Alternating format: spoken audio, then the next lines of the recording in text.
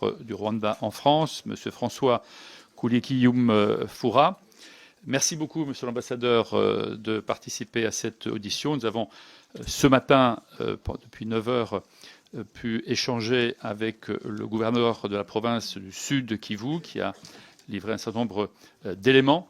Je propose assez vite, si vous voulez bien, de vous entendre sur la situation actuelle, sur la situation aujourd'hui militaire, mais également sanitaire, humanitaire, parce que les drames continuent, de nombreux morts tous les jours, une aide humanitaire aujourd'hui qui n'est pas suffisante, voire interrompue dans un certain nombre de villes du nord et du sud Kivu, et puis un certain nombre de questions qui se posent aujourd'hui sur la situation. Comment vous, représentant le gouvernement du Rwanda, voyez la résolution de cette situation qui est connue, documentée depuis maintenant une trentaine d'années, avec des éléments nouveaux depuis 2021 et particulièrement depuis la percée du M23 et la prise de Goma et de Bukavu et des percées aujourd'hui qui continuent de se faire sur le sol de la RDC. Ce qu'on aimerait également avoir comme élément, c'est les relations, le lien qui lie le Rwanda avec le M23. Voilà, beaucoup de choses paraissent dans la presse, des documents, des résolutions de l'ONU également font état de liens très précis et étroits entre le Rwanda et le M23. Quelle est votre position là-dessus? Et puis également la résolution 2773 du 21 février 2025 qui demande expressément aux forces extérieures de la RDC de se retirer et d'avoir un cessez-le-feu immédiat. Quelle est votre position également sur cette résolution? Voilà pour commencer. Je vous laisse la parole et puis ensuite, j'explique la règle. Chaque groupe politique a désigné un orateur qui posera une question sur une durée de 2 minutes 30. Vous aurez à chaque fois la possibilité de répondre à chaque intervention, comme un dialogue. Et puis ensuite, dans une troisième séquence, chaque député, de façon individuelle, peut prendre la parole et vous poser des questions. Voilà, tout cela sur une durée environ d'une minute, 1h40, 1h45, si on arrive à tenir ce timing. Monsieur l'ambassadeur, merci encore de votre présence. Et puis, je salue les représentants également de votre ambassade qui sont avec vous. Et je vous laisse la parole pour une durée d'une quinzaine à vingtaine de minutes.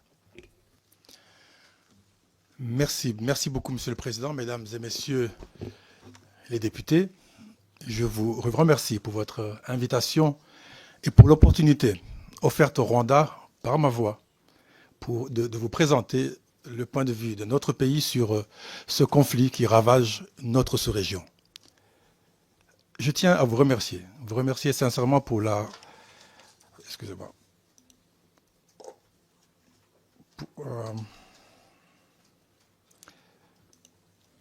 Je crois qu'il y a un problème de... Voilà. On va régler les questions techniques. Vous avez un certain nombre d'illustrations, c'est ça oui, non, c'est bon. Elles sont connectées? Oui, très bien. Voilà. Oui, tout d'abord, je tenais à vous remercier pour cette invitation et l'opportunité qui m'est offerte de partager avec vous, très chers parlementaires, la position du Rwanda sur le conflit actuel à l'est de la RDC. Un conflit qui tire ses racines dans l'histoire complexe de notre région et qui requiert une lecture fine, sans raccourcis et sans préjugés hasardeux. Depuis février 2022, une guerre fait rage aux portes de l'Union européenne, à 2400 km d'ici, en Ukraine. Pour de nombreux responsables politiques, cette guerre constitue une menace existentielle pour l'Europe.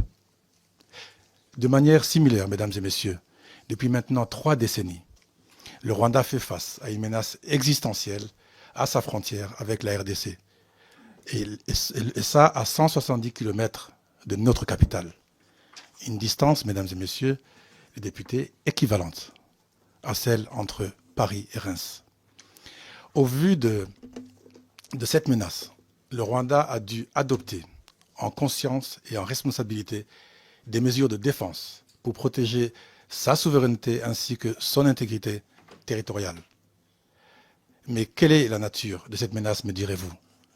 Vous me demanderez également ce que cela a concrètement à voir avec le conflit dans l'Est de la RDC. Permettez-moi une remise en contexte qui, pour nous, est très importante. La menace est apparue à la suite du génocide perpétré contre les Tutsis en 1994.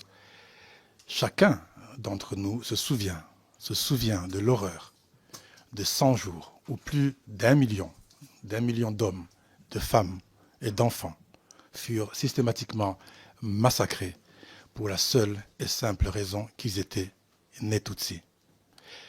Le Rwanda a sombré dans l'horreur, abandonné par une communauté internationale qui avait vu les signes annonciateurs du génocide, mais qui a choisi de détourner le regard. Et c'est profitant de cette atonie, parfois même de cette complicité, que les responsables de ces massacres ont pu fuir et trouver refuge à l'est de la RDC. Oui, cela fait plus de 30 ans que ces milices responsables du dernier génocide du XXe siècle se regroupent, se réorganisent et se réarment pour terminer le travail. Autrement dit, mesdames et messieurs, pour revenir et exterminer les Tutsis. Malgré un statut d'organisation terroriste reconnu par les États-Unis, reconnu par les Nations Unies, et ainsi que les sanctions émises par l'Union européenne, les FDLR continuent à jouir de l'impunité la plus totale, protégés par les gouvernements congolais successifs. Je vous le dis, mesdames et messieurs les députés, et je vous le répète, car ce sont des faits. Les FDLR sont aujourd'hui un allié stratégique de Kinshasa, en coalition avec les forces armées congolaises.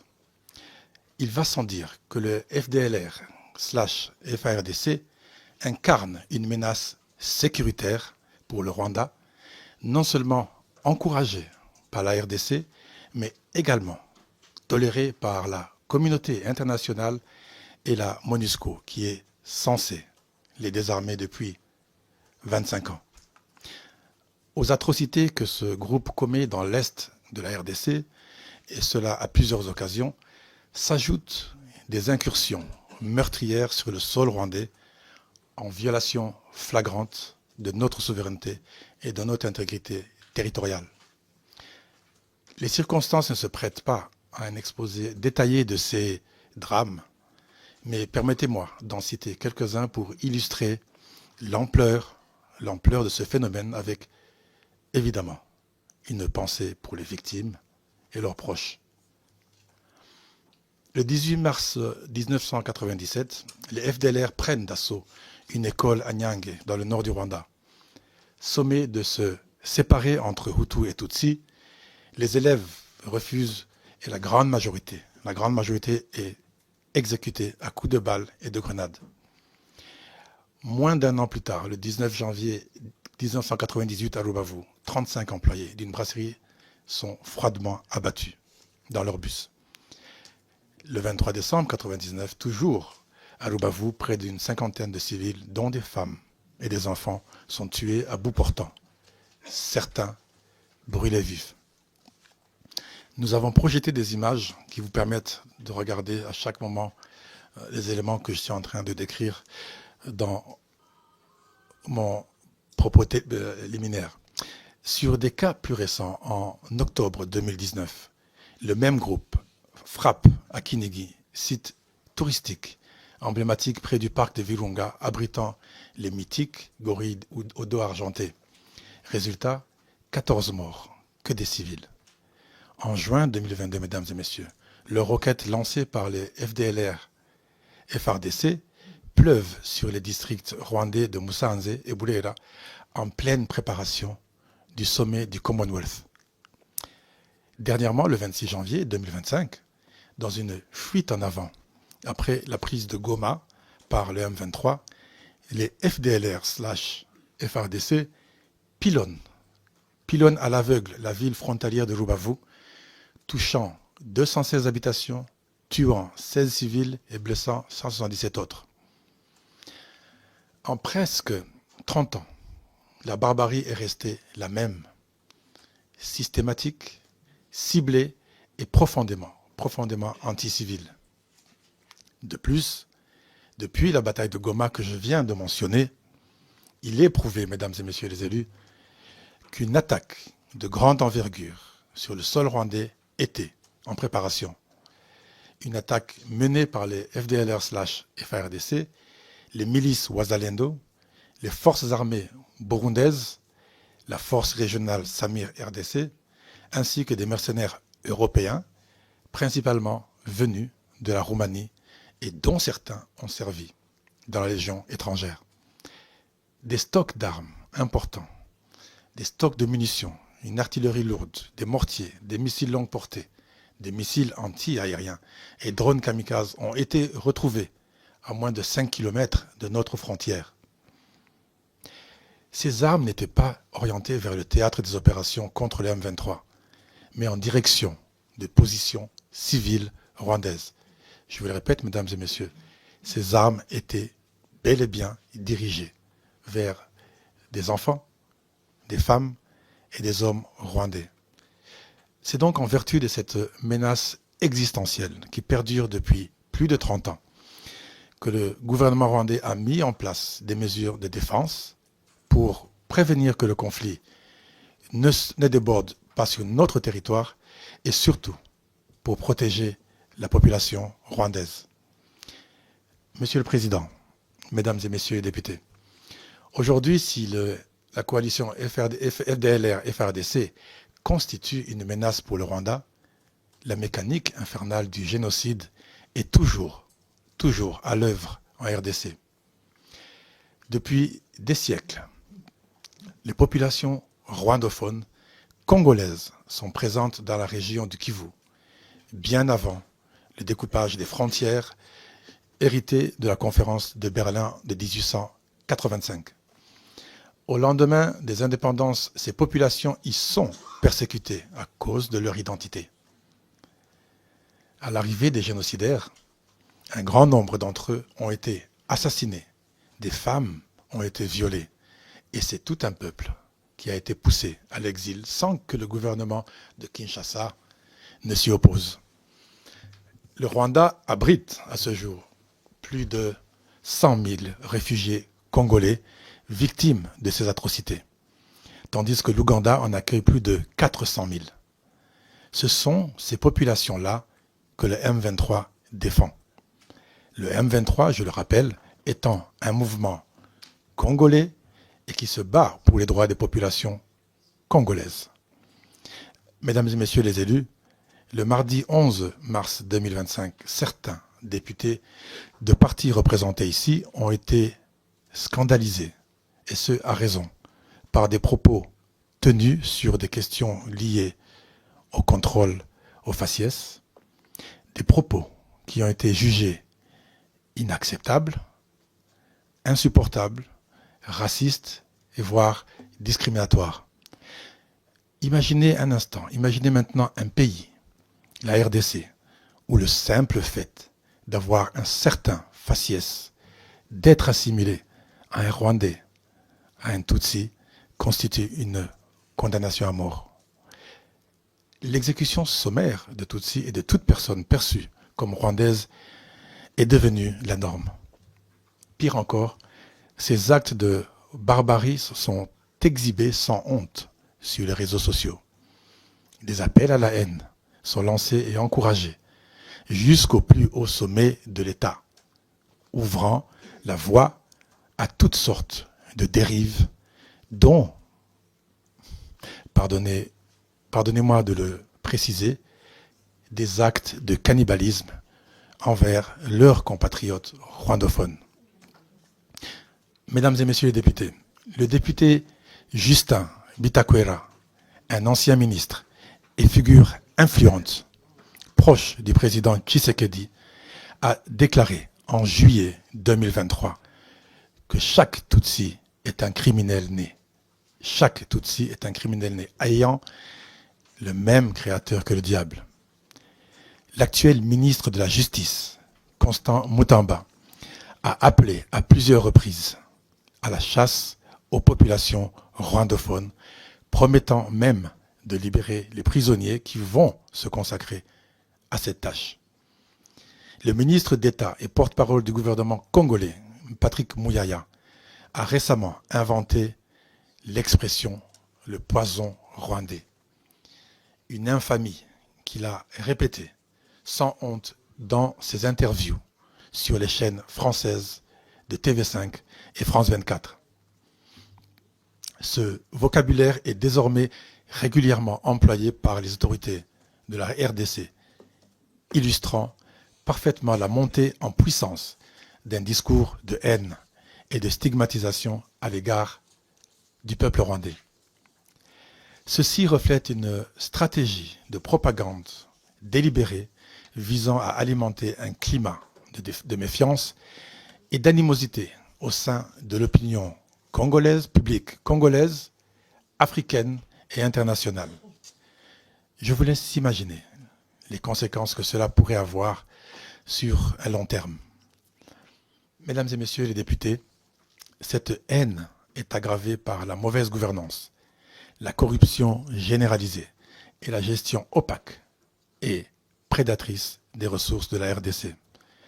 Tandis que l'attention est détournée vers le conflit à l'Est, le véritable pillage des richesses congolaises se poursuit ailleurs, dans le Haut-Katanga, dans le Lualaba, où les mines de cobalt et de cuivre sont exploitées au bénéfice d'intérêts étrangers et d'un cercle restreint de dirigeants au sommet de l'État. Prenons un peu de recul, mesdames et messieurs. Ne nous contentons pas du narratif simpliste, erroné, qui réduit le conflit actuel aux minerais présents à l'est de la RDC. Les causes profondes de l'instabilité dans la région sont connues. Elles sont historiques et politiques. Le Rwanda et la RDC se situent sur la même zone géologique, riche en minerais, appelée la ceinture de Kibaran. Croire que cette richesse géologique s'arrête aux frontières coloniales est une absurdité.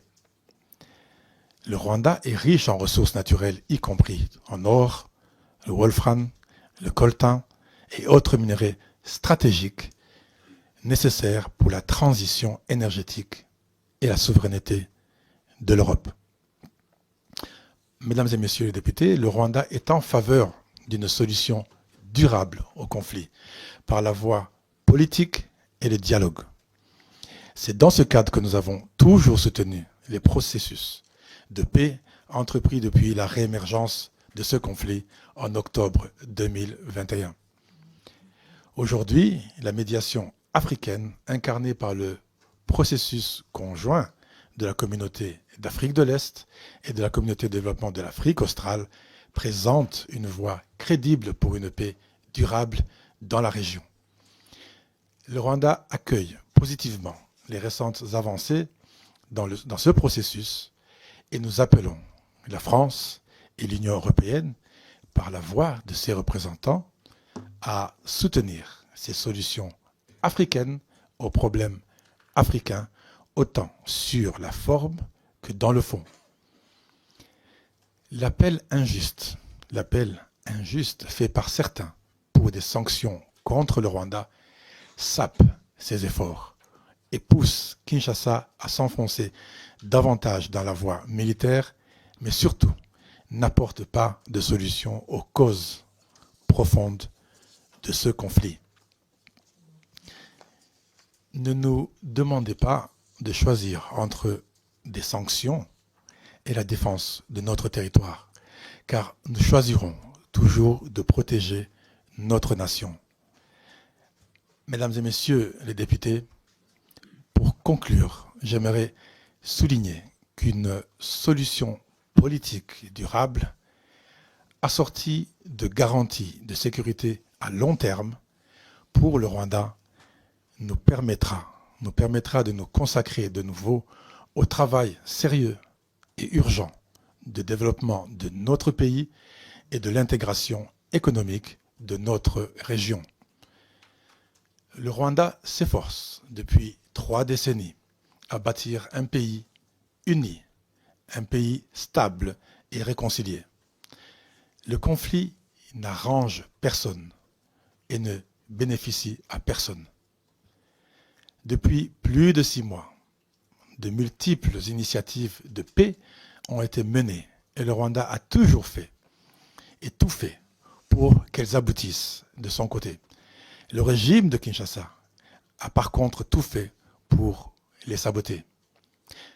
Malgré les avancées du sommet de Dar es Salaam, malgré la rencontre des chefs d'État de Doha et le nouveau processus conjoint de la communauté est-africaine et d'Afrique australe, pas plus tard que lundi soir, mesdames et messieurs, pas plus tard que lundi soir, le président Tshisekedi tenait encore des propos incendiaires vis-à-vis du Rwanda.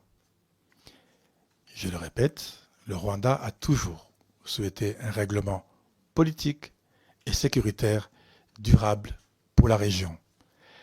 À cet égard, le Rwanda est déterminé à travailler avec toutes les parties afin de respecter les engagements pris, en particulier dans le cadre du processus conjoint de la communauté est-africaine et d'Afrique australe, ainsi que d'autres initiatives complémentaires.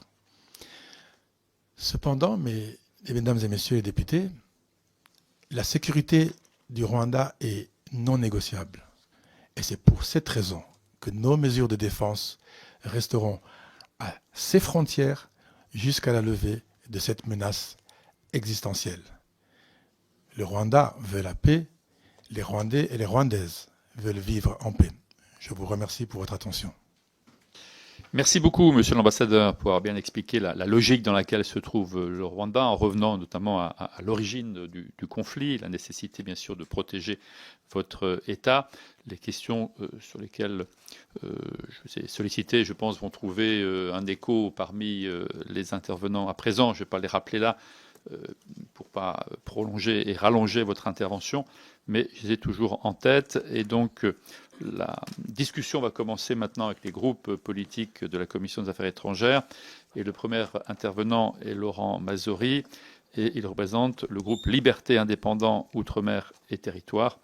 Et je passerai la parole ensuite à M. Jean-Paul Lecoq et à M. Guillaume Bigot, dans l'ordre. Merci, Monsieur le Président. Monsieur l'ambassadeur, la Commission suit avec la plus grande attention l'évolution de la situation sécuritaire dans la région des Grands Lacs, en particulier dans l'est de la République démocratique du Congo. Ces dernières semaines, la reprise des affrontements autour de Goma et Bukavu a provoqué une grave détérioration de la situation humanitaire, avec des centaines de milliers de déplacés et de nombreuses victimes civiles. Dans ce contexte, les accusations d'implication directe du Rwanda aux côtés du M23 ne cessent de se renforcer. Plusieurs rapports indépendants, notamment ceux du groupe d'experts des Nations Unies, font état de la présence de plusieurs milliers de militaires rwandais opérant en RDC en appui aux forces du M23. Ces éléments ont d'ailleurs été repris dans la résolution 2773 du Conseil de sécurité, adoptée en février dernier, qui appelle explicitement au retrait sans condition des troupes rwandaises du territoire congolais. Par ailleurs, plusieurs partenaires internationaux du Rwanda, dont l'Allemagne et le Canada, ont récemment décidé de suspendre leur aide bilatérale au regard de cette situation et de la responsabilité qui est imputée à votre gouvernement. Dans ce contexte, nous souhaitons vous entendre de manière claire et précise. Comment le Rwanda peut-il continuer à nier toute implication alors que les faits documentés et les prises de position internationales convergent vers une responsabilité directe de votre pays dans la déstabilisation de l'Est de la RDC?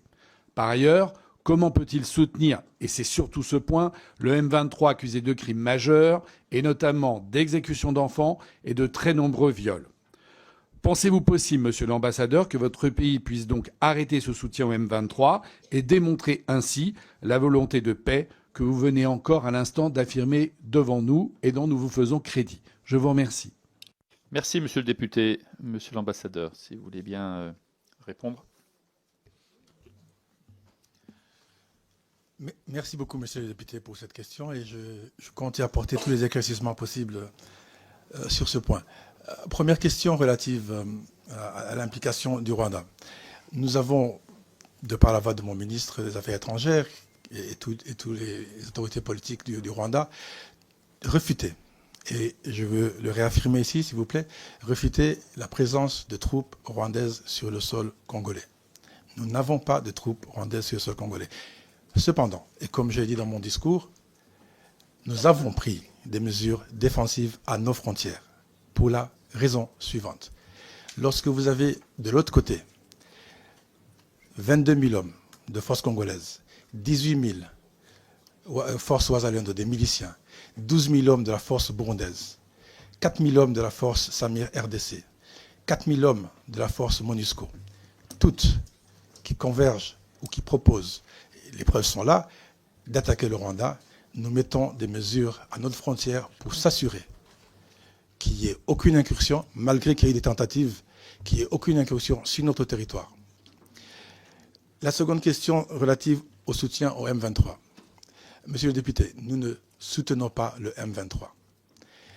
Certes, nous comprenons leur combat parce que, comme je l'ai expliqué dans mon propos liminaire, voici une force qui défend des populations rwandophones se trouvant dans les terres du Kivu, sur leurs terres, et lorsque des résolutions ou des experts leur demandent de se retirer, ils vous répondent se retirer pour aller où? Ils sont chez eux. Ce sont des Congolais d'expression rwandaise, mais ce sont des Congolais. Des Congolais dont une partie d'entre eux a pris les armes pour défendre les leurs. Je vous l'ai dit tout à l'heure, nous avons plus de 100 000 réfugiés congolais au Rwanda et plus de 400 000 en Ouganda. Sur votre dernière question, possible d'arrêter l'implication du M23, c'est ça? Écoutez, le soutien au M23, je crois que j'avais déjà répondu sur le soutien au M23 et je m'arrêterai sur ce point-là. Merci, Monsieur l'Ambassadeur. Je donne la parole à présent pour la gauche démocrate et républicaine à Monsieur Jean-Paul Lecoq. Merci, Monsieur le Président. Monsieur l'Ambassadeur, quand je vous ai écouté depuis le début de votre propos sur le chemin qui me relie à l'Assemblée nationale, j'avais l'impression d'avoir déjà entendu ce discours. C'est souvent un discours utilisé pour justifier l'injustifiable. Le fait de dire on se défend, on agresse, mais c'est pour se défendre, c'est pour défendre notre population. On est dans un contexte où par exemple Poutine en Ukraine, et je crois que le sujet est abordé ce matin, dit « j'ai défendu les populations russophones du Donbass ». On a la même expression de M. Netanyahou qui défend Israël et c'est pour ça qu'il envahit la Palestine, etc. On a maintenant le roi du Maroc qui dit « le Sahara occidental, c'est à moi ». Et donc j'interviens, c'est pour défendre, etc. Et d'ailleurs, il me faudra des terres supplémentaires qui se trouvent en Algérie, en Mauritanie, jusqu'au fleuve Niger. Et vous avez les mêmes expressions. Moi, mes questions, elles sont simples. Puisqu'il y a débat, donc je ne vais pas savoir qui a raison, qui a tort. La justice internationale est là pour ça. Moi, je n'ai pas la capacité d'enquête. Ce que je sais, c'est que ma force politique, le Parti communiste, a pris position et a défendu le peuple rwandais quand il y avait le génocide et a pris position et a réagi à ce moment-là. Ce que je sais, c'est que des matières premières sont actuellement extraites du Congo et vendues à l'échelle internationale. Par qui? Est-ce que c'est le Rwanda qui vend ces matières premières? Au nom de quoi? Enfin voilà, il y a quand même des sujets là-dessus. Le M23 est armé, est solidement armé. D'où viennent les armes? Est-ce que c'est mon pays, la France, qui vend des armes au M23? Je sais que mon pays vend des armes au Rwanda. Est-ce que ces armes ont été volées par le M23 dans les casernes rwandaises? Et donc, moi, je vous ai pas interrompu, M. Berville. J'étais pas là quand vous parliez, mais je vous ai pas interrompu tout à l'heure. Hein. Et donc, est-ce que c'est ça? Et puis, comment à l'échelle internationale, beaucoup d'observateurs, jusqu'à l'ONU, dit il y a un sujet, le Rwanda est en train de bafouer le droit international, ne respecte pas les règles des peuples, et vous venez nous expliquer qu'il n'y a pas de sujet. Est-ce que vous avez raison contre la communauté internationale? Est-ce que la communauté internationale a quelque chose contre le Rwanda qui fait que tout se contraint? J'aurais aimé aussi que vous précisiez les choses dans ce domaine. Merci beaucoup, Monsieur Lecoq. Monsieur l'Ambassadeur. Merci beaucoup, monsieur le député, monsieur Lecoq. Je veux commencer par votre dernier point. La communauté internationale a quelque chose contre le Rwanda? Je ne sais pas. Je reprends dans ce sens. Vous vous rappellerez toujours en 1994. La communauté internationale n'a rien fait. Elle a observé. Elle a observé pendant qu'un génocide d'un million de personnes, parce que Né Tutsi était en train de s'exécuter. Alors, nous avons appris notre leçon. Et 80 ans déjà, l'Holocauste. À l'époque, on avait dit plus jamais ça, never again.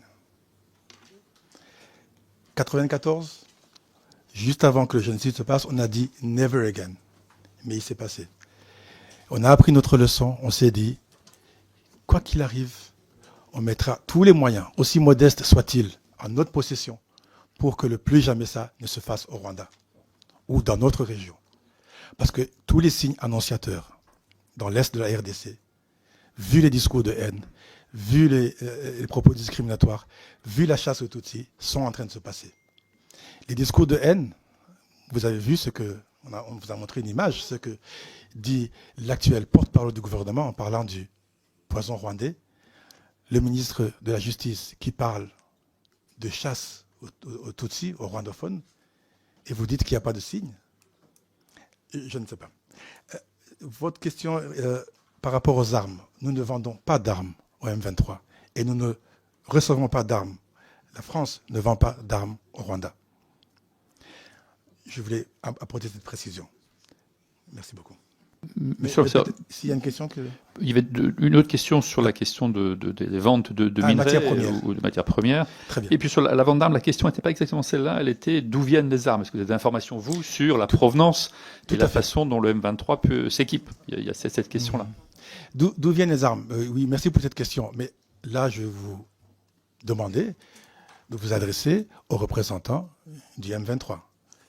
Et je suppose qu'ils pourront vous dire d'où viennent les armes. Je ne suis pas leur porte-parole et je ne peux répondre à cette question. Et la première question, c'était sur les matières premières. Peut-être qu'on va y revenir avec plus de précision. Comme je l'ai dit dans mon propos préliminaire, le Rwanda a des ressources minières très importantes. De l'or, du coltan, du wolfram, du tungstène, de la cassitérite et bien d'autres. Je vous invite, monsieur le député, à venir au Rwanda, visiter ces mines, visiter le nombre d'entreprises autour de 90 qui se trouvent sur notre territoire. Et vous savez, nous avons prôné la transparence et la traçabilité. Je suis sûr que vous êtes au courant que suite à la demande de l'Union européenne, mesdames et messieurs les députés, un MOU a été signé sur la traçabilité et la transparence dans le secteur minier avec le Rwanda en juin 2024. Donc il y a transparence, il y a traçabilité, et ce, contrairement à ce qui se passe en RDC. Je vous remercie. Merci, monsieur l'ambassadeur. La parole à présent pour le Rassemblement national à Guillaume Bigot. Merci, monsieur le président. Monsieur le président, chers collègues, monsieur l'ambassadeur, j'aurais pu vous interroger sur les 120 tonnes de coltan extraits chaque mois de la mine congolaise de Rubaya qui se retrouvent sur votre sol et exportés au profit du Rwanda. Mais je préfère vous demander de bien vouloir nous éclairer sur le protocole d'accord signé par votre gouvernement avec l'Union européenne et qui concerne les chaînes de valeur durables et résilientes, que ces choses-là sont bien dites, pour les matières premières critiques. Pourriez-vous notamment nous éclairer sur la feuille de route entre l'Union européenne et le Rwanda sur l'exploitation des terres rares? Je vous remercie.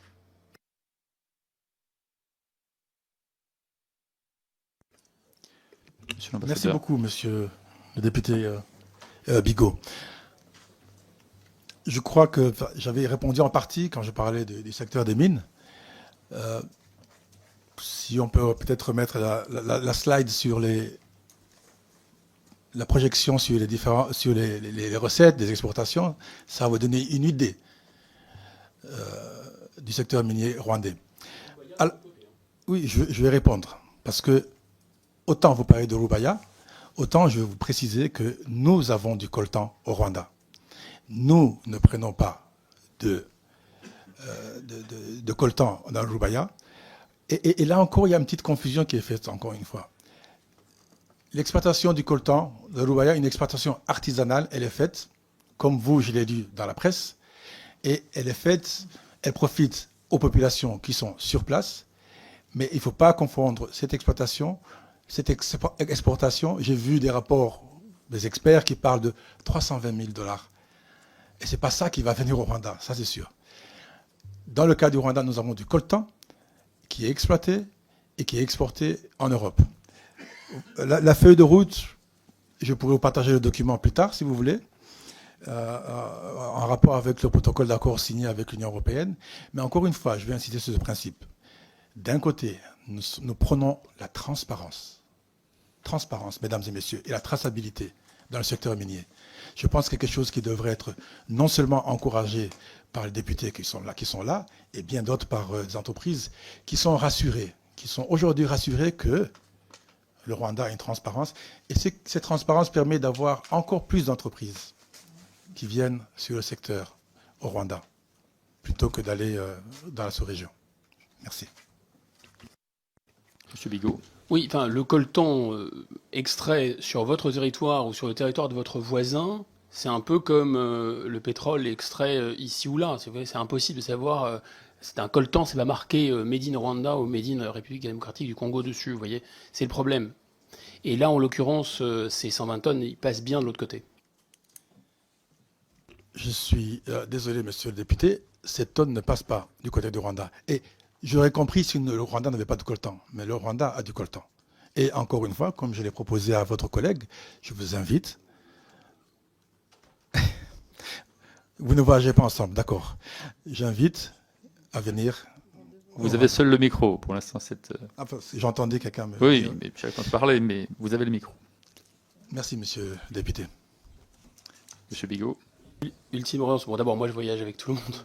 Mais surtout c'est le sujet, c'est est-ce que vous pourriez nous éclairer sur ce protocole d'accord avec l'Union européenne et la feuille de route, enfin, ce qui est prévu avec l'Union européenne concernant ces chaînes de valeur. Merci.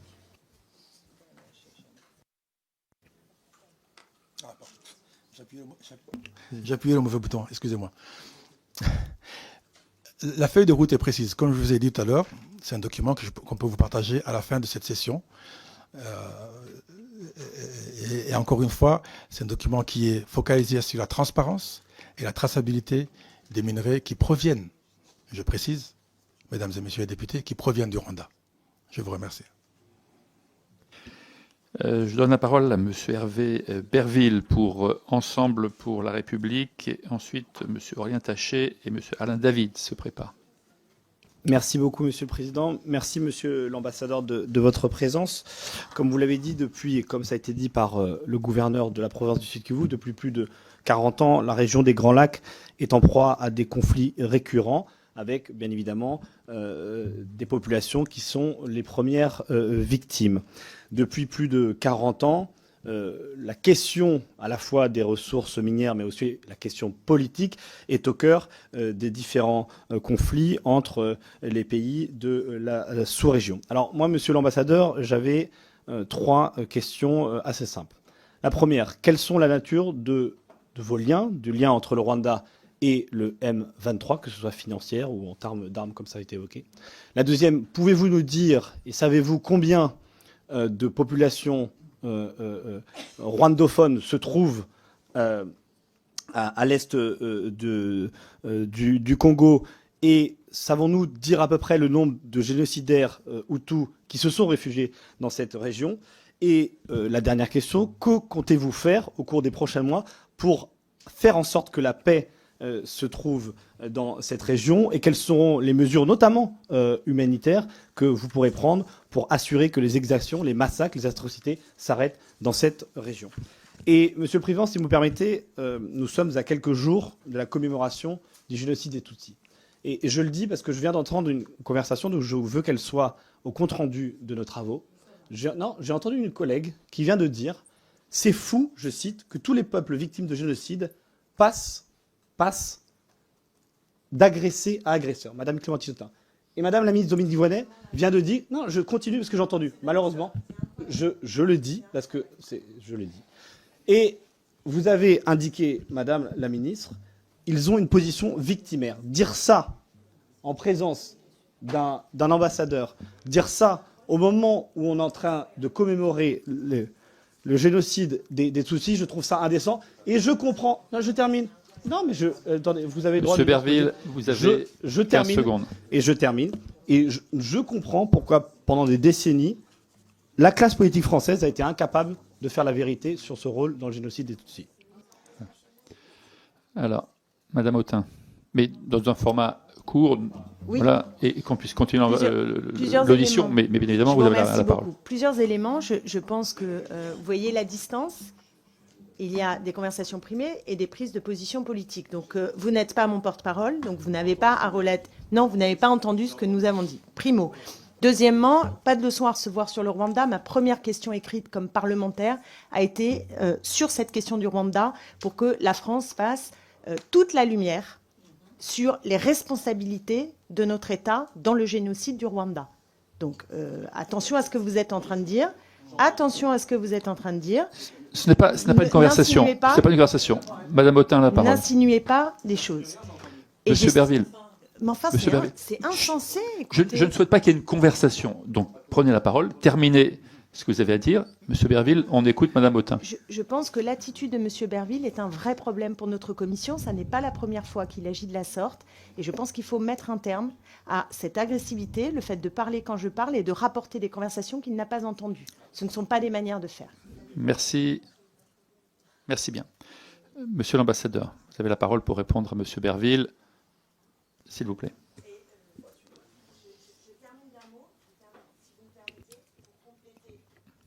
Allez-y. Pour compléter ce que je pense, pour exprimer ma position, donc je lui dis sur le génocide, et oui, S'il vous et plaît, vous cela parlez à n'empêche l'ensemble de la pas commission. d'être tout aussi lucide sur ce qui se passe aujourd'hui et les responsabilités du Rwanda. Quand on est juste, on l'est sur les principes et à tout niveau, tout le temps. Voilà, ça c'est ma position et c'est notre position. Merci. Merci. Monsieur l'ambassadeur, vous avez la parole.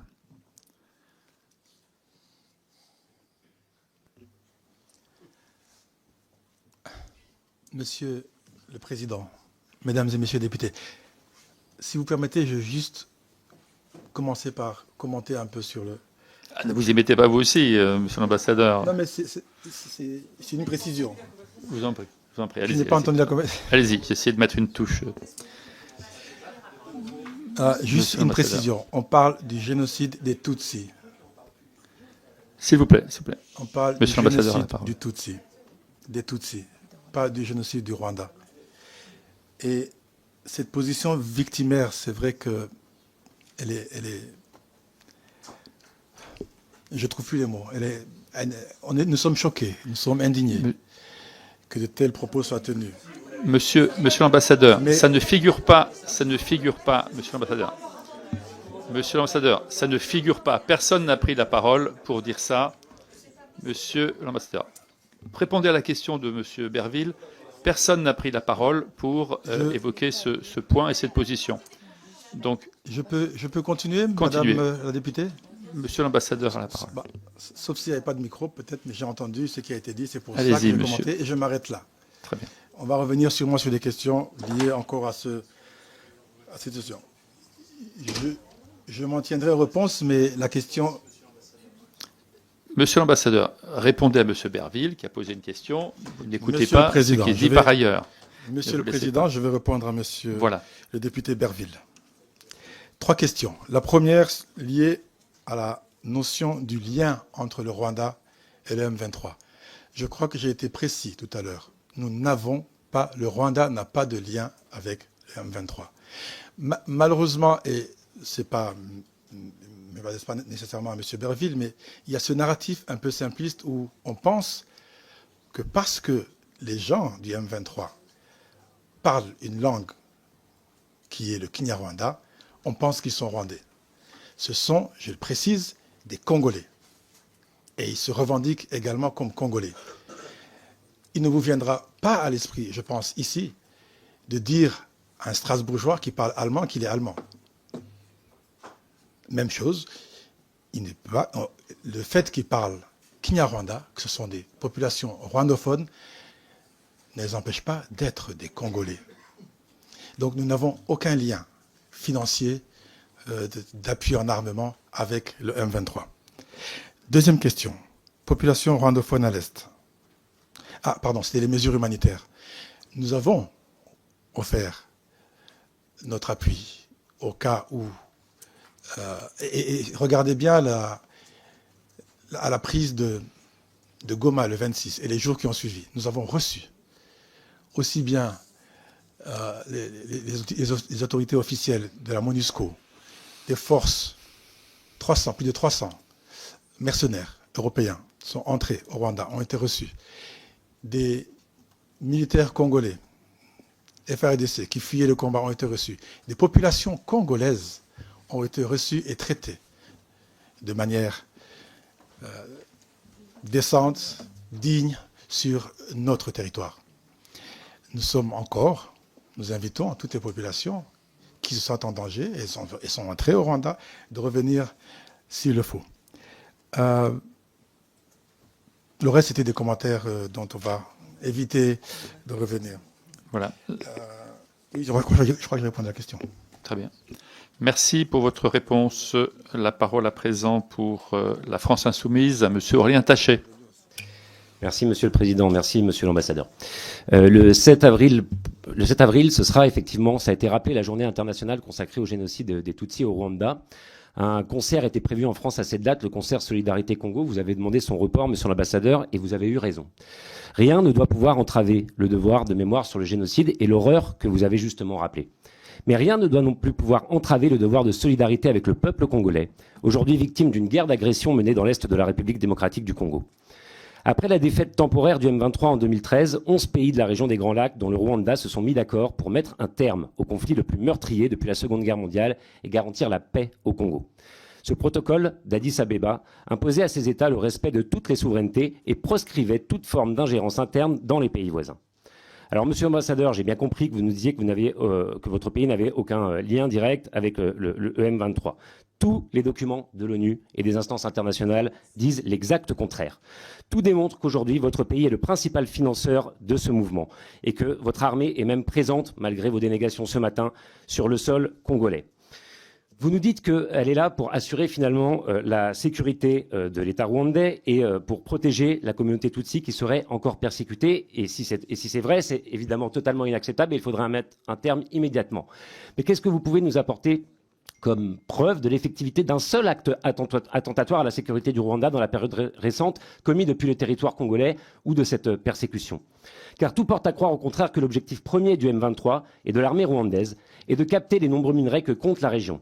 Tout cela est en revanche parfaitement documenté. L'ONG Global Witness estime par exemple que 90% du volume de cobalt exporté par le Rwanda est introduit illégalement dans le pays depuis le Congo.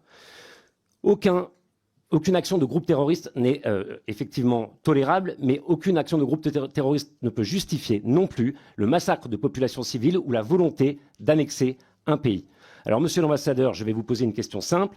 Est-ce que votre gouvernement compte ou non appliquer la résolution 2773 du Conseil de sécurité qui demande le retrait immédiat des troupes rwandaises et du territoire congolais et la cessation de tout appui au M23? Et est-ce que, puisque vous avez parlé de solution politique, la solution politique que vous imaginez, enfin celle que vous avez à l'esprit, garantira bien l'intégrité territoriale de la République démocratique du Congo? Merci. Merci, Monsieur le député. Monsieur l'Ambassadeur, je vous laisse quelques secondes et vous avez la parole quand vous le souhaitez. Merci beaucoup, monsieur le député. Je crois que j'ai dit tout à l'heure, au risque de me répéter, les rapports des experts des Nations Unies, nous refutons. Et je le dis, je le précise ici, les rapports des Nations Unies. Je suis désolé, ils ne sont pas la Bible, les rapports de ces experts. Et encore une fois, il n'y a eu aucune autre preuve, sauf des rapports. Ils ne sont pas venus sur le territoire, ils ne sont pas venus sur le terrain. Ils étaient à Kinshasa et ont fait des rapports. Ils sont retournés à New York et ont écrit des rapports que nous refutons. Encore une fois, nous n'avons pas de troupes sur le sol congolais. Le fait que le M23 a fait cette expansion, allez poser la question au M23. Si l'armée congolaise est en débandade, ça c'est un problème interne entre le M23 et l'armée congolaise. Nous n'avons pas de troupes sur le territoire congolais. Ce qui fait que la résolution que vous citez, elle n'est pas applicable au Rwanda. Le retrait des troupes rwandaises du Congo, il n'y a pas de troupes rwandaises au Congo. Par contre, quelque chose qui est important, que nous voulons souligner par rapport au dialogue politique, est la chose suivante. Nous avions d'abord un processus de Luanda et ensuite le processus de Nairobi, où les deux qui ont été combinés récemment lors du sommet des chefs d'État qui a eu lieu le 8 février à Dar es Salaam. Il s'en est suivi des réunions des chefs d'état-major des armées, toujours à Dar es Salaam, suivi par des réunions des ministres des Affaires étrangères à Harare.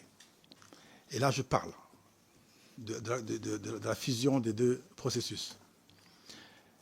Que s'est-il passé après? À chaque fois, regardez, c'est public, c'est dans les informations, monsieur le député, à chaque fois, la RDC a annulé ou n'a pas respecté ces accords. N'a pas respecté les conditions qui sont dans ces accords. Dernier élément, c'était Doha.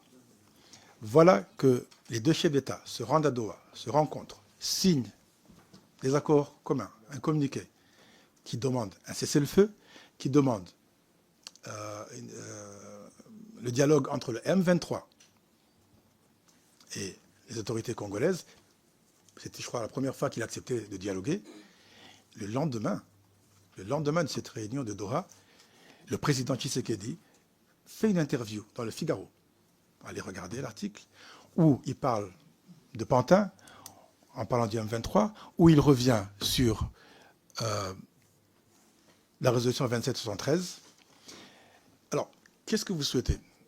Nous avons là un leadership qui passe d'un accord et son contraire. Je ne vais pas revenir sur tous les accords, plus d'une dizaine d'accords signés à Bujumbura, à Nairobi, à Dar es Salaam, à Luanda, et qui n'ont jamais été respectés par la partie congolaise. Volonté politique, je pense qu'il faudrait vous adresser à Kinshasa. S'il y a volonté politique, les choses vont se résoudre. Nous avons toujours précisé que nous souhaitons un dialogue politique, nous souhaitons la paix dans notre région. Personne n'a intérêt à ce qu'un conflit s'éternise. Je vous remercie. Oui, j'avais oublié de préciser, vous avez parlé des récentes attaques. Je crois qu'ils ont enlevé la slide. Vous avez entre 1997 et 2025, il y a eu plus de 30 attaques. Entre 2018 et 2025, nous avons compté plus de 20 attaques et incursions au Rwanda, messieurs les députés. Et à chaque fois, nous en avons informé les autorités compétentes. Les Nations Unies, la structure IGLR, c'est une structure en anglais, je vais revenir sur le terme si nécessaire. À chaque fois, nous avons informé les autorités compétentes. Qu'est-ce qu'il en a été? La communauté internationale a pris note. Vous avez tous pris note, mais rien n'a été fait. C'est que je vais le préciser sur ça. Merci beaucoup. Merci, Monsieur l'Ambassadeur. La parole pour le groupe socialiste et apparenté à Monsieur Alain David. Merci, Monsieur le Président. Monsieur l'Ambassadeur du Rwanda, la France a soutenu la résolution 2773 du 21 février dernier qui réaffirme l'attachement de la communauté internationale à l'intégrité territoriale de la RDC, sa condamnation des offensives du M23, soutenue par la force de défense rwandaise, et sa réprobation absolue des violations du droit humanitaire et des atteintes aux droits de l'homme. D'ailleurs, les soupçons d'un conflit instrumentalisé afin de piller les ressources naturelles des provinces du Nord et du Sud Kivu ont récemment conduit le Parlement européen à adopter une résolution demandant à l'Union européenne de suspendre l'accord sur les minerais rares signé en 2024 avec votre pays. On ne peut que regretter que les médiations de l'Angola et du Kenya n'aient pas permis d'apaiser la situation et espérer que celle du Qatar, engagée le 18 mars dernier à Doha, permettra de placer la région sur le chemin de la paix. Pouvez-vous, Monsieur l'ambassadeur, nous préciser les éléments de blocage qui ont fait échouer les médiations précédentes et nous présenter les demandes portées par la partie rwandaise dans le cadre de la démarche dite du processus fusionné de l'Organisation des États de l'Afrique de l'Est et de l'Organisation des États de l'Afrique australe. Merci. Merci, monsieur le député. Question précise, monsieur l'ambassadeur. Merci beaucoup. Allez-y. Merci beaucoup, monsieur le député. Oui, comme vous dites, monsieur le président, question précise, réponse précise. Les éléments de blocage, si je peux le résumer en un seul mot ou deux mots, pour être précis. La volonté politique. La volonté politique de Kinshasa de mettre les conditions qui sont signées à chaque sommet, à chaque réunion en œuvre. Tant que, et c'est public, monsieur le député, tant qu'on va dans un sommet, on s'entend sur des points précis, sur des conditionnalités, de cessez-le-feu, neutralisation des FDLR, dialogue direct avec le M23. Tant qu'on s'entend, on signe des accords, et qu'on rentre à Kinshasa, et qu'on change totalement, là, on n'y peut rien.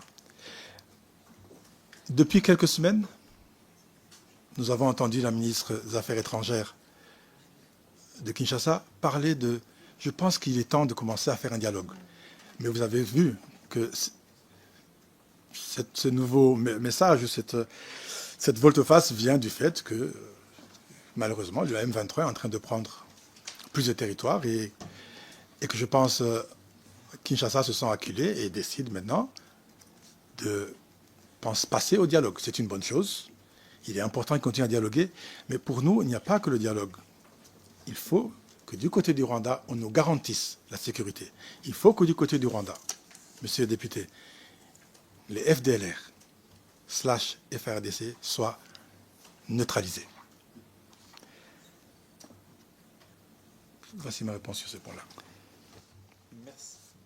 Merci beaucoup. La parole à présent pour le groupe écologiste et social à monsieur Jean-Louis Rumégas. Et puis, en conclusion de ce premier tour, nous aurons madame Maudepetit pour les démocrates. Merci, Monsieur le Président. Monsieur l'ambassadeur, c'est peu dire que la situation au nord et sud Kivu est extrêmement préoccupante. Selon les observateurs de l'ONU, l'offensive éclair du groupe M23 a été aidée par 4000 soldats rwandais et qui mène contre l'État congolais renforce le chaos qui règne dans la région depuis plus de 30 ans. D'après les chiffres de l'ONU, en 3 mois seulement, des centaines de milliers de Congolais ont dû fuir. Plus de 100 000 se sont réfugiés dans les pays voisins. Des centaines d'exécutions sommaires ont eu lieu dans les villes tenues par le M23, tandis que les violences sexuelles ont augmenté. Tout cela a été évoqué. La situation sécuritaire tendue et la fermeture de l'aéroport de Goma empêchent les humanitaires de répondre aux besoins des populations. Derrière ces drames humains, on voit apparaître une motivation très claire pour le M23, s'emparer des ressources minières. Le Rwanda nie toute implication dans le commerce de ces minerais de sang, mais les rapports de l'ONU, encore une fois, attestent le contraire. Il apparaît qu'une route de contrebande achemine chaque mois plus de 120 tonnes de coltan de la mine de Rubaya, tombée aux mains du M23 depuis mai 2024, vers la frontière rwandaise. Les chiffres sont parlants. Les exportations de minerais de votre pays ont doublé en 2 ans, passant de 1046 à 2070 tonnes, tandis que les recettes du secteur minier ont augmenté de 42%. Même si le Rwanda possède ses propres mines, comme la mine de Dumac, et les fait visiter aux journalistes, les experts internationaux sont formels. Les ressources minières du Rwanda ne suffisent pas à expliquer l'explosion des exportations. Explosion qui, en vertu de l'accord d'association de l'UE avec le Rwanda, se font largement à destination de l'Europe. Plus récemment, après l'adoption de sanctions par l'UE contre les responsables rwandais, votre pays a décidé de suspendre toute relation avec la Belgique, considérée comme la principale instigatrice des sanctions. Toute l'aide belge aux ONG rwandaises et internationales est désormais interdite. Encore une fois, ce sont les civils qui subiront les conséquences de cette crise qui se rajoutent à la crise.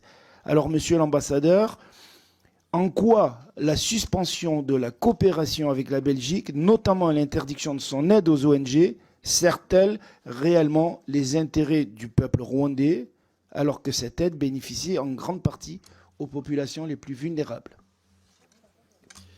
Merci. C'est un aspect qu'on n'a pas vu encore, cette question sur l'aide humanitaire, et qui est une question absolument centrale si on tient compte des populations et de l'état dans lequel ces populations vivent actuellement. Merci. Oui, merci beaucoup, Monsieur le Président, et merci beaucoup, Monsieur le député. Deux éclaircissements, et je crois que je vais commencer par le secteur minier sur lequel vous avez beaucoup insisté. Vous savez, Monsieur le député, le Rwanda a mis en place il y a 7 ans une stratégie ambitieuse. Je vais un peu aller en détail pour vous expliquer pourquoi il y a une telle croissance et en revenus et en exportation de nos minerais. Le Rwanda a mis en place une stratégie ambitieuse visant à accroître la valeur ajoutée, mesdames et messieurs, la valeur ajoutée des minerais et autres matières premières que nous avons au Rwanda. Cette initiative s'inscrit bien entendu dans notre vision à long terme de transformation économique du Rwanda. Et l'un des objectifs clés de cette stratégie est de positionner le Rwanda et notre capitale en particulier comme un hub incontournable pour les échanges de matières premières et les services financiers. En intégrant donc des infrastructures modernes et en mettant en place un cadre réglementaire attractif, le Rwanda aspire à devenir une plateforme de référence pour la transformation et la commercialisation des ressources naturelles qui se trouvent sur son territoire. Et de surcroît, mesdames, messieurs les députés, elle attire aujourd'hui beaucoup d'investisseurs dans ce secteur-là. Et dans le cadre de cette politique, dès 2018, une fonderie d'étain a été mise au service, permettant de traiter et de purifier l'étain extrait du Rwanda. En 2019, une raffinerie d'or, la première sur le continent africain, a été inaugurée, offrant la possibilité, messieurs les députés, de transformer l'or brut en lingots de haute pureté. Et plus récemment, en 2024, une raffinerie de Tantale a commencé ses opérations, renforçant ainsi la capacité du Rwanda à traiter localement les minerais stratégiques utilisés notamment dans les technologies de pointe. Vous savez, cette stratégie de valeur ajoutée pour le Rwanda, elle a été appliquée comme le fait depuis des années la Belgique ou la Suisse. Anvers, c'est la plateforme d'export de diamants et de l'or. Mais je ne pense pas qu'il y a une seule minerai d'or à Anvers, monsieur le député. Ces nations, bien qu'elles ne possèdent pas elles-mêmes ces ressources, elles ont su développer un écosystème performant. Là, je parle de la Suisse et de la Belgique. Performant, leur permettant de capter cette valeur ajoutée significative en transformant des minerais bruts en produits finis. Et c'est ce que nous, le Rwanda, nous essayons de faire. Votre deuxième question sur la fermeture de l'aéroport de Goma, monsieur le député. C'est lié. Ben, l'aéroport de Goma, vous avez fait un commentaire sur l'aéroport de Goma, je vais y revenir, et puis sur l'aide humanitaire. L'aéroport de Goma. L'aéroport de Goma, il a été fermé. Là encore, c'est des combats. Il n'a pas été fermé. Si vous prenez des images, je pense qu'il y en a de l'aéroport de Goma, il est impraticable. La tour de contrôle a été détruite par les forces armées congolaises et le FDLR juste avant l'arrivée des M23. La piste est aujourd'hui impraticable. Si vous suivez les informations, vous avez vu qu'il y a quelques jours de cela, la force sud-africaine s'est entendue avec le M23. Ils ont signé un MOU pour ensemble déminer la piste d'atterrissage et le taxiway pour que demain, des appareils lourds puissent atterrir sur la piste de l'aéroport de Goma et que cet aéroport soit rouvert. Et permettre, bien entendu, aux avions humanitaires de venir se poser encore sur Goma. Relation avec la Belgique? Oui, nous avons rompu nos relations avec la Belgique. Pour la simple raison suivante. Voici un pays qui connaît très bien notre histoire, avec qui nous avons une histoire très proche, qui a décidé de faire du lobbying dans toutes les capitales européennes, au niveau des institutions de Bretton Woods, la Banque mondiale, le FMI, pour que des sanctions économiques, mesdames et messieurs, soient prises. Ceci, pour nous, était inacceptable. Inacceptable. À quoi ça sert d'avoir une relation avec un pays qui prône que des sanctions soient prises contre lui, des sanctions économiques? Et nous assumons cette décision. Et bien entendu, même les ONG, on aura d'autres ressources. On n'a pas besoin de ressources belges pour que les populations rwandaises soient servies. Merci.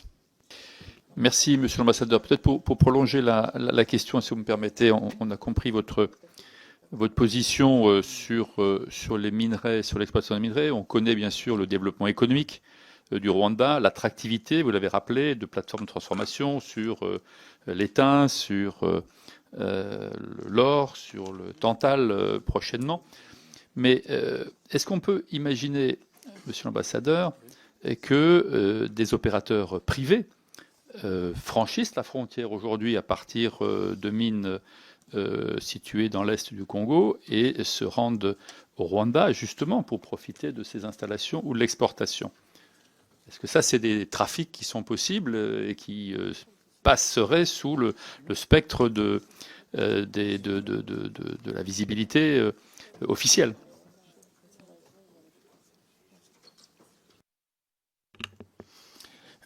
Merci beaucoup, Monsieur le Président. Des opérateurs privés viennent au Rwanda. Et là, je vais prendre quelques exemples. Les opérateurs d'Afrique du Sud amènent leur or au Rwanda, brut, pour leur transformation en lingots. Et ils revendent, pas nécessairement sur les marchés européens, désolé de décevoir certains, mais ils les revendent sur les marchés de Dubaï.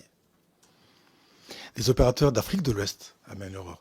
J'ai entendu tout à l'heure mon prédécesseur parler de quelques opérateurs congolais qui traversent, qui donnent leur or, qui est transformé, et qui repartent avec.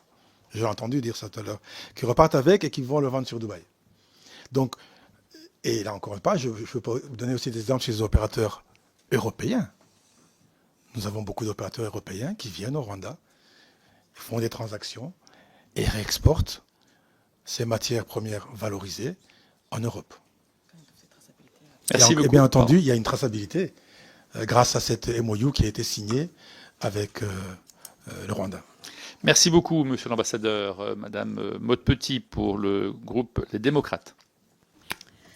Merci, Monsieur le Président. Votre Excellence, je vous remercie de nous accorder cette opportunité de dialogue, même si j'ai peut-être eu un peu le sentiment ce matin que nous sommes venus avec nos questions et que vous êtes venus avec vos réponses. Le conflit en République démocratique du Congo, particulièrement dans l'est du pays, est une tragédie humaine et sécuritaire qui mérite toute notre attention. Les tensions persistantes exacerbées par les activités du groupe rebelle M23 ont des répercussions graves sur la stabilité régionale et sur les populations civiles, vous en conviendrez. Le gouvernement congolais et les rebelles du M23 ont accepté de se rencontrer pour des négociations directes le 9 avril prochain à Doha au Qatar. Ce sera la première rencontre directe depuis que le M23 a pris le contrôle de Goma et Bukavu en début d'année. La situation demeure instable, mais cette rencontre est porteuse d'espoir, car les affrontements sporadiques, les déplacements massifs de population et une crise humanitaire aggravée ont causé des millions de victimes. 6 millions de morts, 7 millions de déplacés internes, 375 000 enfants exposés au recrutement forcé. Et c'est depuis 1998 le bien triste bilan que les conflits en République démocratique du Congo auraient directement ou indirectement causé, et ces chiffres ne cessent d'augmenter. Depuis 2021, les affrontements ont repris de plus belle, et plus particulièrement dans le nord Kivu et le sud Kivu, deux régions frontalières du Rwanda. Les combats mettent aux prises les forces de l'armée congolaise à celles du M23, groupe rebelle opposé au gouvernement congolais, créé en 2012 par d'anciens membres des forces armées, majoritairement composés de combattants issus de la minorité ethnique Tutsi. Les rebelles revendiquent la défense des droits de cette communauté dans une région marquée par des tensions ethniques. Malgré les démentis de Kigali, et vous les avez encore repris ce matin, il est clairement démontré que le M23 bénéficie du soutien du Rwanda. Des experts de l'ONU ont souligné la présence de milliers de militaires rwandais aux côtés du M23 dans les territoires du Nord Kivu. Des photographies aériennes ont montré des mouvements de soldats du M23 équipés de matériel sophistiqué provenant, je vais le dire, probablement du Rwanda, tels que des véhicules blindés ou des systèmes de missiles anti-aériens. La France, mais aussi l'Union européenne et les États-Unis ont dénoncé ce soutien du Kigali au M23, ont demandé le retrait des troupes rwandaises du territoire congolais, sans résultat à ce jour. Votre Excellence, je souhaite vous faire écho des inquiétudes et interrogations d'un représentant de la communauté congolaise importante dans ma circonscription, avec qui j'échange régulièrement, notamment au sujet de votre audition de ce jour. Je me fais le relais de ces craintes pour que vous puissiez nous rassurer.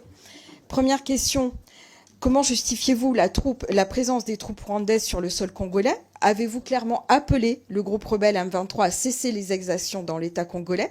Deuxième question, pensez-vous que la rencontre prévue à Doha le 9 avril prochain soit vraiment porteuse d'espoir et qu'elle puisse ramener une paix durable entre vos deux États? Et enfin, troisième petit point que personne n'a évoqué, le français n'est plus la langue officielle du Rwanda au profit de l'anglais qui a été privilégié.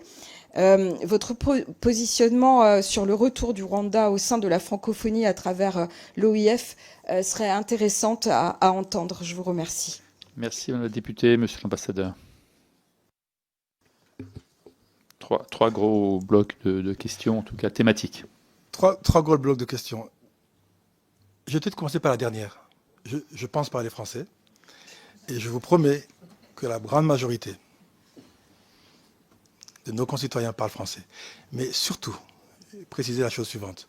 Nous avons 4 langues officielles au Rwanda. Le Kinyarwanda, le français, l'anglais et le swahili. Madame, vous vous trompez. Je répète encore une fois, nous avons 4 langues officielles. Notre président n'a rien refusé de tout. Et encore une fois, vous avez fait allusion à la francophonie, mais j'espère que vous savez que la secrétaire générale de la francophonie est rwandaise et parle très bien français, cette belle langue de Molière. Donc sur ce point, je pense que je ne vais même pas m'attarder dessus. Oui, nous n'avons jamais quitté la francophonie, madame. Et nous sommes membres de cette belle institution qui prône le pluralisme linguistique et qui, bien entendu, et comme je l'ai dit tout à l'heure, nous avons ces 4 langues officielles qui sont parlées au Rwanda. Et je pense parler français. Tous mes collègues ici parlent français. Anglais, Kinyarwanda et Swahili. La rencontre à Doha. Je vous l'ai dit tout à l'heure, nous ne prenons que la paix. Et nous espérons que cette rencontre à Doha va produire, en tout cas, sera plus que...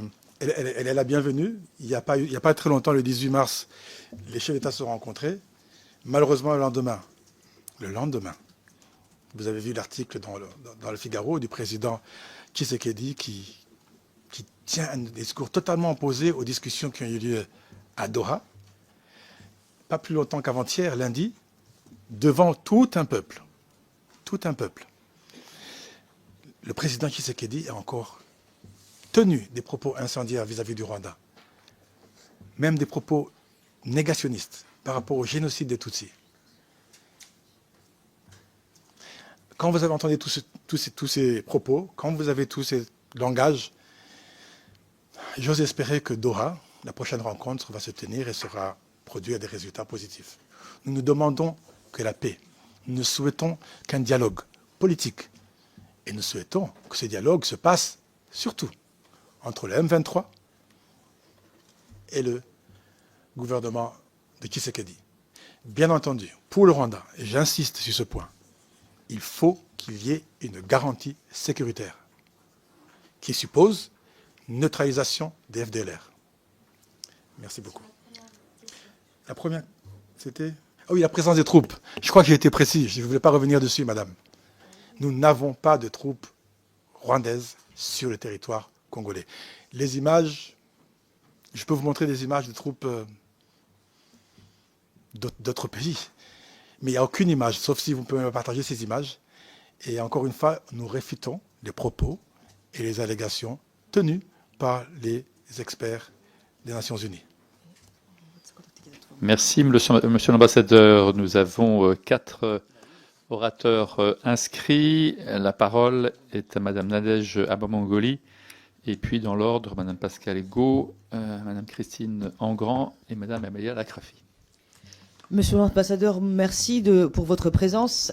L'Est de la République démocratique du Congo, cette région frontalière avec le Rwanda, est encore meurtrie, en effet, par les stigmates du génocide des Tutsis par les Hutus, dont nous commémorons bientôt le funeste 35e anniversaire.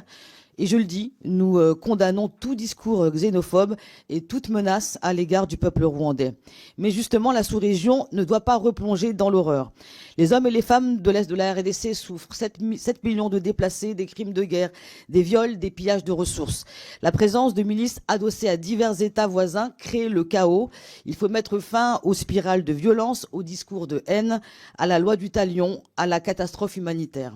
Monsieur l'ambassadeur, en dépit de vos dénégations, la présence de troupes rwandaises en RDC et son soutien à l'une des milices les plus violentes, l'M23, est pointé par l'Organisation des Nations Unies.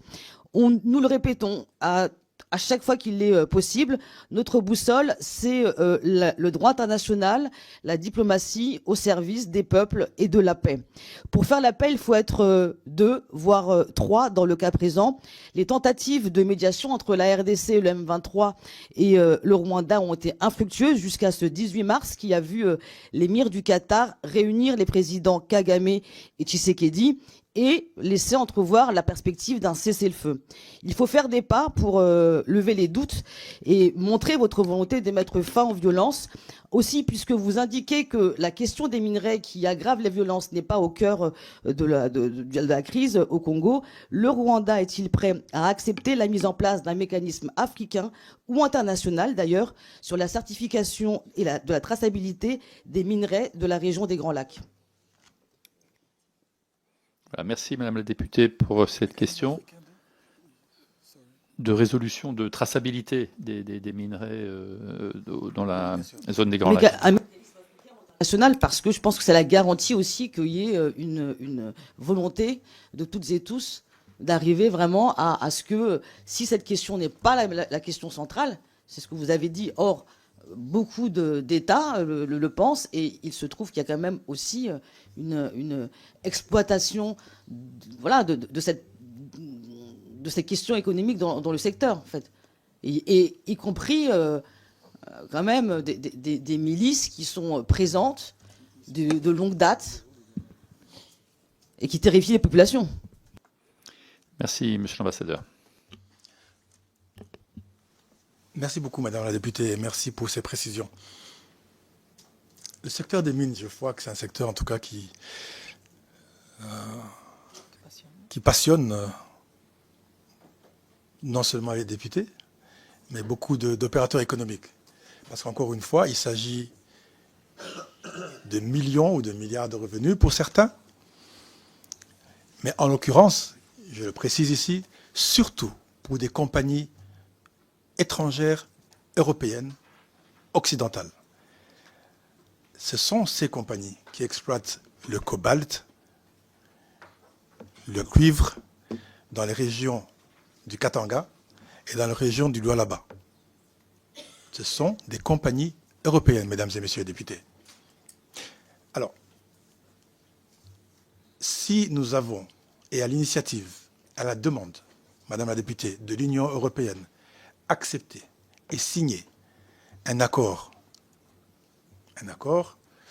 de traçabilité avec l'Union européenne, traçabilité et transparence dans le secteur des mines. On le ferait très volontiers et on invite des pays africains, s'il faut qu'ils en signent, ou l'Union africaine, à signer un accord similaire pourquoi serions-nous transparents avec l'Europe et ne pas avec notre continent africain? Nous invitons, s'il y a un accord à signer, on a signé l'équivalent, même avec l'Europe, on signerait volontiers avec une institution africaine, l'Union africaine ou d'autres institutions qui sont dans le secteur des mines. On va le signer volontiers, puisqu'on l'a signé avec l'Europe, avec l'Union européenne, pour être précis. Je vous remercie. Merci, Monsieur l'ambassadeur. Madame Pascal Gaud. Oui, merci Monsieur le Président. Monsieur l'ambassadeur, les crimes de guerre et les violations des droits humains sont sévères, très sévères dans la région. Je suis là. Et la question des violences faites aux femmes est une immense préoccupation. Médecins sans frontières a d'ailleurs lancé un cri d'alarme en indiquant que le nombre de femmes soignées après avoir été victimes de violences sexuelles est sans précédent. Quelles mesures votre pays met-il en œuvre pour accompagner les victimes, notamment celles qui trouvent refuge sur votre territoire? Quelles actions envisagez-vous au niveau régional pour garantir une protection et une prise en charge efficace? Merci. Monsieur l'ambassadeur. Oui, merci beaucoup, Madame la députée. Je l'ai dit tout à l'heure dans mon propos préliminaire, et nous sommes engagés dans le cadre des processus. Au départ, il y avait deux processus, le processus de Luanda et le processus de Nairobi. Ces deux processus ont été fusionnés depuis le 8 février de cette année. Des processus qui ont un objectif précis: arrêt des hostilités, cessez-le-feu, et je vais juste en citer 2 ou 3, cessez-le-feu, neutraliser les FDLR, et bien entendu le dialogue entre le M23 et les autorités congolaises. Nous sommes toujours engagés à ce que ce processus fusionné de la communauté est-africaine et l'Afrique australe soit respecté. Nous nous sommes rendus à toutes les réunions. Nous avons signé tous les accords. Et même sur un plan technique, il y a eu ce que nous appelons le CONOPS, le concept d'opérationnalisation, qui devait mettre en œuvre, là c'est au niveau expert militaire et expert en tout cas en la matière, qui devait mettre en œuvre tous les éléments possibles pour que nous en arrivions à la paix. Nous nous sommes rendus à Doha, notre président de la République. Nos chefs d'état-major des armées se sont rendus à Dar es Salaam. Notre ministre des Affaires étrangères s'est rendu à Harare. Tout ça dans un objectif précis, s'assurer qu'il y ait un dialogue politique et s'assurer que ces accords soient mis en œuvre. Bien entendu, il y a toujours un manque de volonté politique, malheureusement, de l'autre côté, qui fait que cette mise en œuvre prend beaucoup de temps à se faire. Merci. La parole à présent, Madame Christine Engrand. Merci, Monsieur le Président. Monsieur l'ambassadeur, nous ne pouvons pas rester de marbre face à ce qui se passe dans la région des Grands Lacs. La situation dans l'Est de la République démocratique du Congo reste très critique et le rôle du Rwanda dans cette crise soulève de nombreuses interrogations. D'un côté, les institutions congolaises sont d'une extrême faiblesse, ce qui crée un terreau favorable à l'instabilité. Mais de l'autre, le Rwanda est accusé de soutenir militairement le M23, un groupe rebelle congolais depuis 2021. Un schéma déjà observé en 2012 et 2013. À l'époque, une pression internationale concertée avait conduit au retrait du M23, mais aujourd'hui, ce n'est plus le cas. Vous avez parlé, Monsieur l'ambassadeur, de volonté politique pour faire cesser cette guerre qui dure depuis 30 ans. Peut-on espérer, et c'est ma question, que le rendez-vous de Doha du 9 avril amène enfin un accord de paix durable et réel? Merci. Merci, Madame la députée. Monsieur l'ambassadeur. Nous espérons également que les annonces Merci, Madame la députée. Je vous ai refait un peu l'historique sur les différents accords, sur les différentes rencontres. En répondant à la question précédente sur les différentes rencontres qui ont eu lieu, sur les sommets qui se sont tenus, à chaque fois, il y a eu des changements de dernière minute ou toujours ce manque de volonté politique pour mettre en œuvre ces actions. Nous espérons que cette rencontre prévue le 9 avril entre le M23 et les autorités congolaises à Kinshasa porte ses fruits. Et comme vous tous, comme vous tous, et comme je l'ai dit en conclusion de mon propos préliminaire, nous souhaitons la paix. Et nous espérons qu'il y aura cette paix entre eux et les Congolais. Parce qu'une région déstabilisée, un pays aussi grand qu'un continent, 4 fois la taille de la France, 4 fois. Si cette région est déstabilisée, nous sommes tous déstabilisés. Tous. Et nous n'avons aucun intérêt, Madame la députée, que cette région reste déstabilisée. Vous savez, les échanges transfrontaliers entre Goma et Lubavu sont les plus importants dans le monde. Les statistiques le montrent. Pas en volume, ni en échange monétaire, mais en termes d'échanges qu'il y a entre frontières, ils sont les plus importants dans le monde. Et aujourd'hui, pour qu'ils continuent à avoir des échanges, je crois tout à l'heure mon prédécesseur parlait d'échanges économiques. Il y a intérêt. Nous avons tous intérêt qu'il y ait cette paix. Et nous espérons que ce M23 et les autorités de Kinshasa mettront tout en œuvre pour appliquer cette paix. Merci, Monsieur l'ambassadeur. Dernière intervention, celle de Madame Amélia Lacrafi, qui a la parole. Merci, Monsieur le Président. Monsieur l'ambassadeur, vous avez affirmé que le M23 est une armée congolaise défendant des Congolais réfugiés dans votre pays, au Burundi et d'autres. Pourtant, plusieurs rapports, et ça a été dit plusieurs fois par tous mes collègues, documentent un soutien logistique et militaire du Rwanda. Vous avez contesté la fiabilité de ces rapports. Dans ce contexte, comment concilier, voire réconcilier votre position officielle avec les faits documentés sur le terrain, et quelles garanties le Rwanda peut-il offrir pour démontrer qu'il ne poursuit aucun agenda d'ingérence en RDC? Et au-delà de ce face-à-face tendu, comment le monde francophone pourrait-il jouer un rôle utile pour apaiser les tensions, protéger les civils et favoriser un dialogue de confiance? Kigali serait-il prêt à accueillir une initiative de médiation des institutions francophones? Merci pour votre question. C'est la dernière ce matin, à moins qu'on en rajoute une en dernière minute. C'est à vous, Monsieur l'ambassadeur. Nous gardons la meilleure pour la fin. Merci beaucoup, Madame Lacrafi. Merci beaucoup pour cette question. Au risque de me répéter, oui, nous réfutons les rapports faits par les experts des Nations Unies parce que nous n'avons pas de troupes sur le territoire congolais. Donc, la garantie que nous souhaitons, c'est la garantie que nous demandons. Nous avons toujours demandé une garantie de sécurité à notre frontière. Garantie de sécurité qui suppose, Madame la députée, qu'il y ait une neutralisation des FDLR. Et c'est très important pour nous, parce que, encore une fois, les gens ont tendance d'oublier et réduisent malheureusement le conflit qu'il y a en RDC, dans l'est de la RDC, à juste le M23, le FDLR, qui a commis un génocide, mesdames et messieurs, le FDLR, maintenant en coalition avec les FARDC, et oublie totalement les 200 autres groupes rebelles qui se trouvent dans cette région. Oublie totalement les forces ADF, une force islamiste qui fait des massacres innommables dans le nord du Kivu, dans l'Ituri.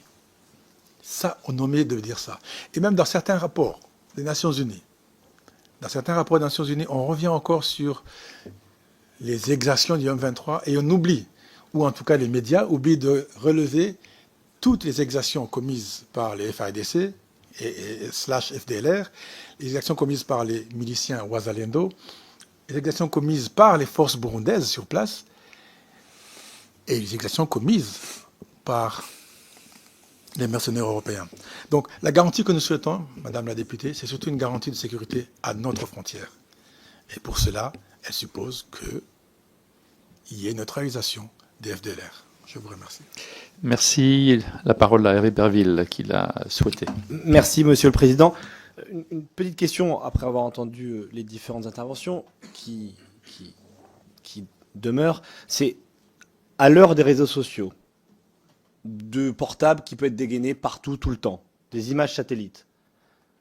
Comment expliquez-vous qu'une majorité de personnes, et on l'a vu ici à l'Assemblée nationale, je n'en fais pas partie, considère qu'il y a l'armée rwandaise dans cette région? Alors que et vous l'avez un peu évoqué, si c'était le cas, ça fait 6 mois, 1 an ou même 3 ans qu'on aurait vu au moins une vidéo de quelqu'un pris avec son smartphone avec une colonne de l'armée rwandaise. Donc comment vous expliquez que le narratif continue d'être que le principal responsable de ce qui se passe est l'armée rwandaise, alors qu'a priori, au vu du manque d'images, c'est pas le cas? Monsieur l'ambassadeur. Merci beaucoup, Monsieur le Président. Je ne sais pas si c'est un adage ou c'est peut-être moi qui vais l'inventer, mais on dit souvent qu'un mensonge répété ne veut pas dire que ce soit une vérité. 1. Et de 2, oui, comme vous le dites si bien, Monsieur le député, s'il y avait eu force rwandaise sur le terrain, sur le territoire congolais, des images auraient été, des vidéos auraient été filmées, et on aurait vu ces hommes rwandais sur le territoire congolais. Nous ne sommes pas sur le territoire congolais. Par contre, ce qui nous fait extrêmement mal, et je pense même, c'est voir des images sur les réseaux sociaux. Des images, et là je parle de certains Congolais, pas tous, encore une fois, pas tous, de certains Congolais qui s'en vantent, des images de Congolais qui brûlent leurs frères congolais, prennent un individu, faciès rwandais, rwandophone, lui mettent un pneu et le brûlent. Et ensuite, je m'excuse de revenir sur ça, le mangent. C'est des images inimaginables. Mais aujourd'hui, ce sont ces images-là que nous avons. Ce sont ces images-là que nous avons sur les réseaux sociaux. Ces images qui devraient même être bannies, mais bon, c'est ça, les images sociales, c'est ça le réseau social. Les réseaux sociaux, et des fois, on ne le contrôle pas. Par contre, non, il n'y a pas de force rwandaise sur le territoire congolais. Merci, monsieur l'ambassadeur. Madame Maude-Petit.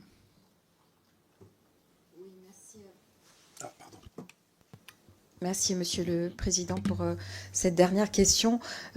Très innocemment, vraiment, j'aimerais savoir quelles sont les relations aujourd'hui entre les différentes ethnies du Rwanda, puisque on sait que de nombreux conflits se sont déroulés depuis longtemps sur votre sol, parce que les ethnies Hutus et Tutsis n'arrivaient pas à s'entendre, je vais dire les choses de façon diplomatique. J'aimerais savoir aujourd'hui comment vivent ces communautés ensemble au sein de votre pays. Merci. Merci. Je pensais qu'aujourd'hui on parlait du Congo, de l'Est du Congo, mais je vais quand même répondre à cette question sur le Rwanda. Je pense que vous n'avez pas toute l'information, parce que, rappelez-vous, 1994, un génocide se passe, 1 million de personnes sont tuées parce qu'elles sont nées Tutsi. Mais depuis, allez dans l'histoire, allez dans ces 30 ans, 31 années pour être précis, il n'y a jamais eu d'instabilité. Le Rwanda n'a jamais été aussi stable de par son histoire, je vais la limiter, depuis l'indépendance. Le Rwanda n'a jamais connu la paix que pendant ces 30 dernières années. Nous avons mis en place, Madame la députée, un programme de Ndomunyarwanda. On ne parle plus d'ethnie, et encore une fois, je vais mettre entre guillemets Tutsi, Hutu ou quoi. Nous sommes tous des Rwandais. Je ne veux pas vous demander si vous êtes bretonne ou alsacienne ou martiniquaise. Ici, on le dit encore beaucoup. C'est très bien que vous le dites. C'est très bien que vous le dites, vous êtes martiniquaise, j'en suis ravi. Mais chez nous, nous sommes d'abord Rwandais. Nous ne sommes ni Tutsi, ni Hutu, ni toi, nous sommes Rwandais. Et nous avons prôné cette politique et qui porte ses fruits.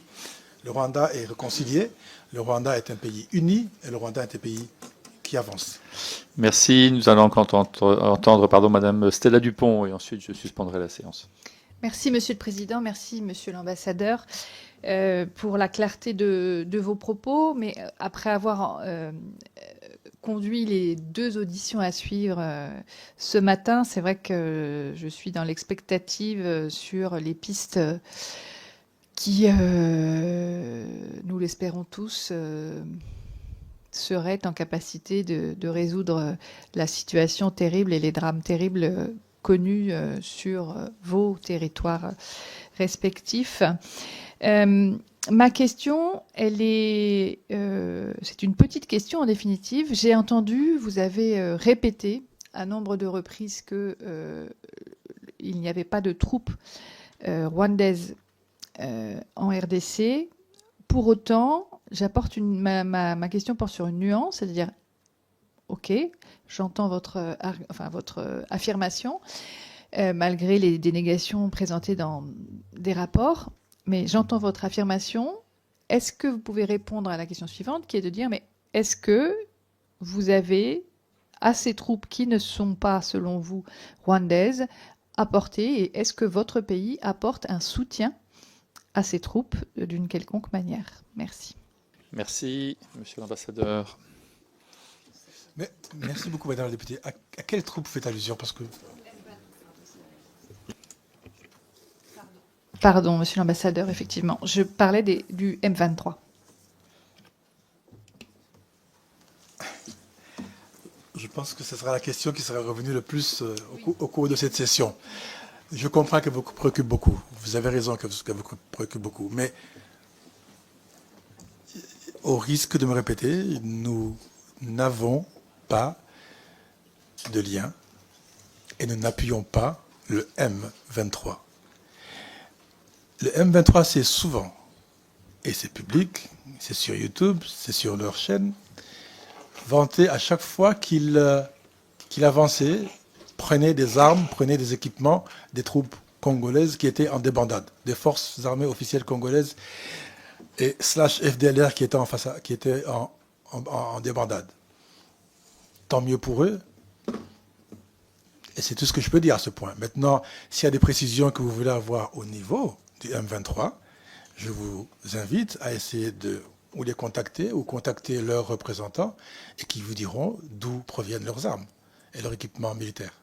Mais en tout cas, au niveau du Rwanda, je voulais insister sur ce point, nous ne soutenons pas militairement cette force qui se trouve en République démocratique du Congo. Merci beaucoup à vous toutes et à vous tous. Merci beaucoup, Monsieur l'ambassadeur, ainsi que l'ensemble de vos collaborateurs qui sont présents ici. On espère bien évidemment que d'abord la situation humanitaire va s'améliorer et puis que la diplomatie internationale fera son œuvre le plus rapidement possible pour mettre un terme à cette situation absolument insoutenable. Merci beaucoup, Monsieur l'ambassadeur.